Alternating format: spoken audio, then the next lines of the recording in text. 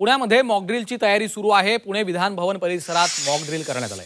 दुपारी 4 वाजता मॉकड्रिलला सुरुवात होणार आहे, तर भोंगा वाजताच युद्ध सरावाचं मॉकड्रिल पार पडणार आहे। एनडीआरएफ, फायर ब्रिगेड, पोलीस आणि भारतीय सैन्य दलाचे अधिकारी घटनास्थळी दाखल झाल्याची देखील माहिती समोर येते आहे। पुण्यातील विधान भवन परिसरामध्ये दुपारी 4 वाजता मॉकड्रिलला सुरुवात होती आणि त्या पार्श्वभूमीवर आता सर्व तयारी करण्यात आली आहे।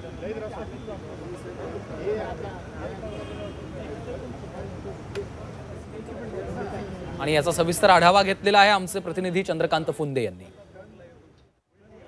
आपण पुण्याच्या विधान भवन परिसरात आहोत। इथे बरोबर ठीक 4 वाजता मॉकड्रिल सुरू होणार आहे। सुरुवातीला भोंगा हे बघा सगळे कर्मचारी आहेत, सगळे इथे हे सगळे मॉकड्रिल मध्ये सहभागी होतील। ही सगळी मंडळी इकडे बाजूला लाईनीत वाहन आहेत, बघा पोलीस वाहन आहे, एनडीआरएफचं वाहन आहे, अग्निशमन दलाचं वाहन आहे, ॲम्ब्युलन्स आहेत, अगदी अग्निशमन दलाचं आणीबाणी सेवेचंही वाहन आहे। समजा वरती काय झालं तर ते वरची जी सीडी असते अग्निशमन दलाची 100 फूट सीडी ती पण आहे। अशा सगळ्या पद्धतीने मग कदाचित इथं प्रॅक्टिसचा भाग म्हणून मॉकड्रिलचा भाग म्हणून एखादं छोटंसं ग्रॅनेडही फोडलं जाऊ शकतं, कारण शेवटी तो युद्ध सराव आहे, मॉकड्रिल आहे।